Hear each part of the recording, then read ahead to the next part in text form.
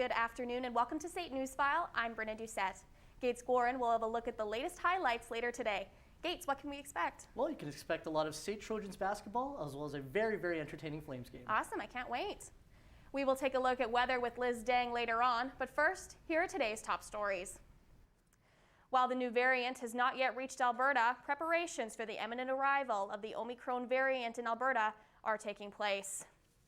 The province does have a plan to hopefully keep the variant from spreading, including contact tracing, testing, and quarantining travelers who have returned from affected countries in the past 14 days. Premier Kenney says Alberta is prepared for this variant to arrive and has implemented new measures for international travelers who test positive for COVID-19. Full case investigations and contact notification, PCR testing for all close contacts, and rapid testing for households in specific settings like schools and childcare settings. Premier Kenney, Chief Medical Officer Dr. Dina Hinshaw, and experts say we should all be prepared for when the new variant reaches Alberta. New travel requirements came into effect on Tuesday, requiring all travelers 12 years and older to provide proof of double vaccination. A negative test will no longer function as an alternative to being fully vaccinated as of Tuesday at 9 a.m. Before this change in rule, a molecular test was allowed in lieu of being double vaxxed.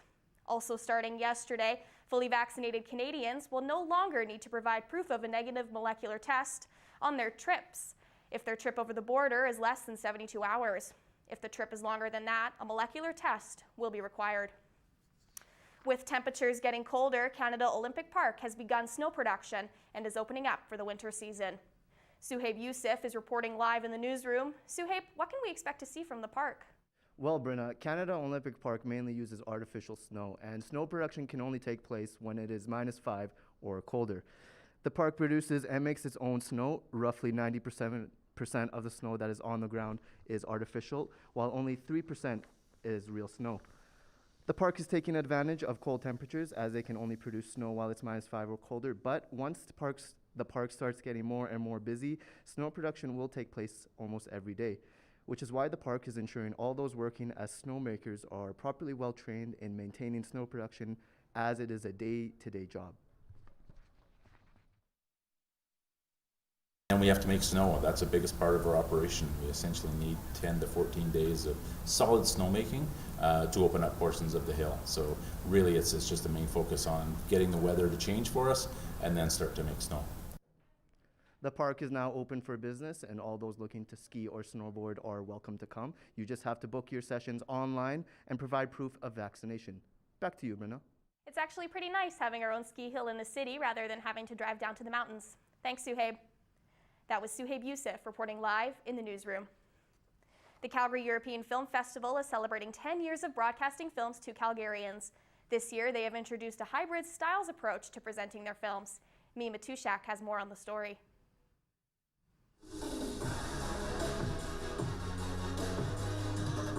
The Calgary European Film Festival is celebrating 10 years of broadcasting foreign films to Calgarians as they start their screenings in Globe Cinema.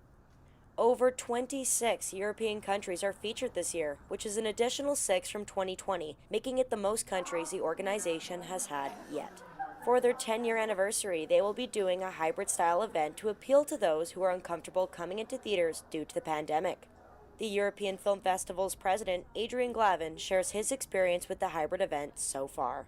And there's quite a few categories of people that prefer streaming and for which it's convenient that we offer this opportunity. There's people that may have disabilities, or they live too far, or they cannot come to a specific night, but they would still like to see the movie, so they have the opportunity to catch it up online. So about a quarter of our tickets are sold online, and then 3/4 in cinema. We asked what the festival is doing to celebrate its decade anniversary. Vice President Mariette Minchev seems optimistic about the celebration and future of the event. Unfortunately, this year we're still under a lot of restrictions because of COVID, and we're actually happy to have people coming to the theater. And that's why we kind of scaled down the celebrations this year, but we're planning to continue next year and do it again. The festival is expected to return next year, early November, bigger and better than ever before. The Calgary European Film Festival is notorious for bringing not only movie lovers, but also Calgarians together. And for their 10-year anniversary, they did just that. For State News File, I'm Mia Matushak. Those are today's top stories. We'll have your full forecast coming up first. But first, Liz Dang has a look at what's going on around Calgary this week. Want to enjoy some hot chocolate while listening to a live violin performance about your favorite holiday, Christmas? Visit Stan Grand Center on December 1st at 11 a.m. to 1 p.m.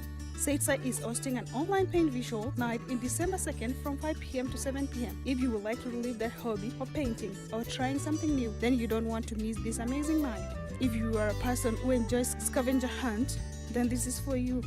Join Calgary Trail Quest Challenge for a chance to explore your city from December 1st from 5 p.m. through December 2nd at 4 a.m. Would you like to find the perfect, wonderful local gift item for the Christmas? Well, Kensington Christmas Market is coming back to parking lot. It will take place in Kensington Road, Northwest from December 3rd at 4 p.m. to 9 p.m. and December 4th from 11 a.m. to 4 p.m. Join the Highlights and Villages Calgary for an evening of fair trade shopping with everything 15% off in 22 Pro-Child Trail Northwest. In Calgary today, we are having a beautiful day with a lot of sunshine, so we better treasure before the end of it. Let's look at what's happening in the west. We can see in Vancouver now, it's really raining and there's a lot of flood going on. And almost everywhere we can see there's a bunch of clouds, so there's a cold front there. Let's look at what's happening in the east. You can see in Toronto, we are having a lot of bunch of clouds too. In Halifax and St. John's, there's really low pressure going on. And in Montreal, we are having a little bit of sunshine. So let's take a look at where most people want to be in such a time at the resorts. It's a beautiful day in Palm Springs with 29 degrees, and in Barbados it's partly cloudy with 31. In Cancun it's really coming down, so you better grab your raincoat. Same to Honolulu, it's pouring if you're heading down there. Both Orlando and Las Vegas are having a nice day with mostly clear sky.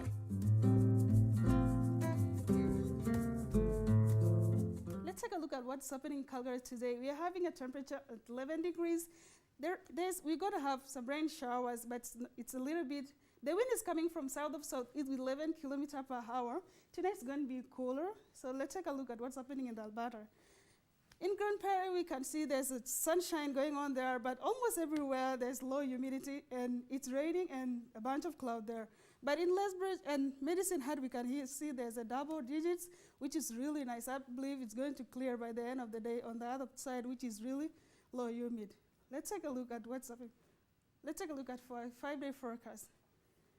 Tonight we are going to have a slight snow with a high of 11 degrees, and tomorrow we are going to have the same patchy snow. On Friday we'll have a little bit of sunshine with partly cloudy. On Saturday we are going to have a very low humidity going to the end of the week. So that's all for weather. We are going to have a look at the sport later after the break.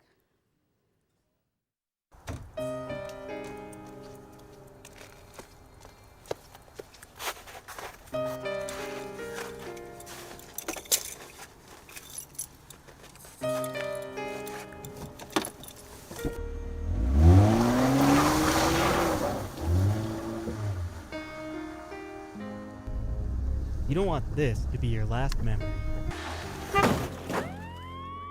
Think before you drink. A message from Mad Canada. Come and learn the fast-paced world of television production.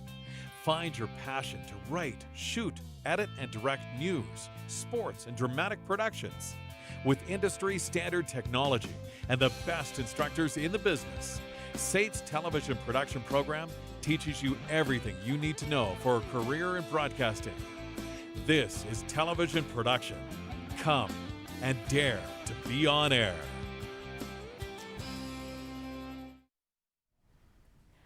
Welcome back to State News File. Gates Warren joins us now for a look at the latest sports highlights. So what are we expecting today, Gates? It's a very, very fun, entertaining Flames game, some Monday Night Football, but first, a little look at the SAIT Trojans.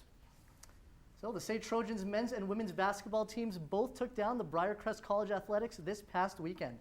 The undefeated women's team handled business with a 67-53 victory. Brooke Baker played an impressive 40 minutes, scoring a team-high 19 points. Kyler Varga chipped in 15 points off the bench to secure the win for the ladies. On the men's side, it wasn't even close as the Trojans trounced the Athletics 102-63. Amin Suleiman led SAIT with 17 points, with 4 starters all scoring in double digits. Both teams are now on Christmas break and won't play until the end of December. Well, the Calgary Flames won a hard-fought game against the Pittsburgh Penguins, earning their 2-1 victory in the shootout. Picking things up in the second period, some nifty passing from the Flames' back end to spring Milan Lucic, who goes 5-hole on Tristan Jarry. And the big man, who we know as Luch, is absolutely pumped after that one. Pittsburgh would get on the board late in the third off a wild tip from Jake Gensel on the power play. With the game going into a shootout in that 7th round, Michael Backlund goes top shelf on Jarry. Brock McGinn would be stoned by Jacob Markstrom to end the game. The Flames continue to stay hot against the Eastern Conference teams this season, picking up points in 5 of their last 6 games. Johnny Gaudreau also scored in the shootout after hitting both the post and the crossbar earlier in the game. The Flames open up a 4-game road trip Thursday against the Kings. Well, 2 struggling Canadian teams also met up last night, with the Canucks visiting the Habs. Elias Pettersson played a little catch with Quinn Hughes before potting a one-timer on the power play to open the scoring for the Vancouver Canucks. Then, after a bad turnover, Montreal makes the Canucks pay with a Ryan Poehling goal from a great pass from Jonathan Drouin. The Canucks would get one back as Bo Horvat picks off a pass to set up Connor Garland for the game winner. The win snapped Vancouver's 4-game losing streak, capitalizing on a deflated Montreal squad. The Canadiens continue to struggle this season, having lost 3 of their last 5 games. The Seattle Seahawks made the trip to the U.S. Capitol to take on the Washington football team, capping off the NFL's Thanksgiving weekend schedule. Things got wild heading into halftime as the Seahawks blocked Washington's extra point attempt and took it to the house for the 2-point convert. Kicker Joey Sly was injured on the play, leaving Washington without a kicker. J.D. McKissick went untouched for the score to put Washington up, but Russell Wilson finds Freddie Swain in the dying seconds to keep the game close. The comeback would end though, as Wilson threw an interception to ice the game for Washington. The win puts Washington in a playoff position, while the Seahawks are all but done heading into the last 6 weeks of the season. Washington now heads to Las Vegas to face the Raiders, while Seattle plays host to the San Francisco 49ers. And that's sports. Kate, do you remember when you were in high school and you would go to the bathroom to see your friends or even just go to kill time? Well, a few boys had that same idea during lunchtime, and by a few, I mean 80, and they all gathered in the bathroom to sing the Halo theme song.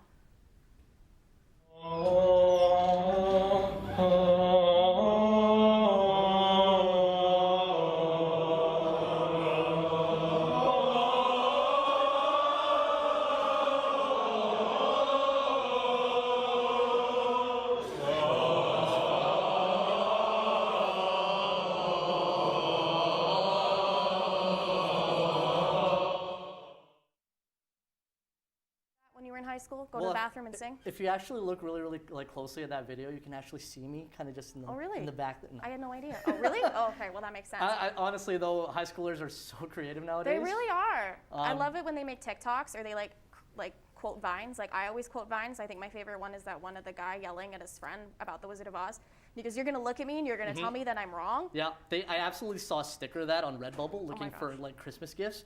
So they had the entire paragraph lined up. I would love that as a Christmas present if you're going to give me that. That'd be fabulous. That is. Oh, so our 5-day forecast is coming up again. So we've got tonight some light snow at the low of 11 degrees. Tomorrow is going to be snowy yet again, moving into December. Friday, partly cloudy, with Saturday and Sunday bringing on some snow once again. We're definitely getting into that holiday season with some lovely white powder hitting the ground. Isn't that exciting, Gates? Yeah, I can't wait for to finally look like Christmas out there. It's pretty exciting. I mean, as much as I love that grass, it's getting pretty dry. Oh yeah, for sure. And that's all for today's SAIT News File. Thanks for watching, and we'll see you next time.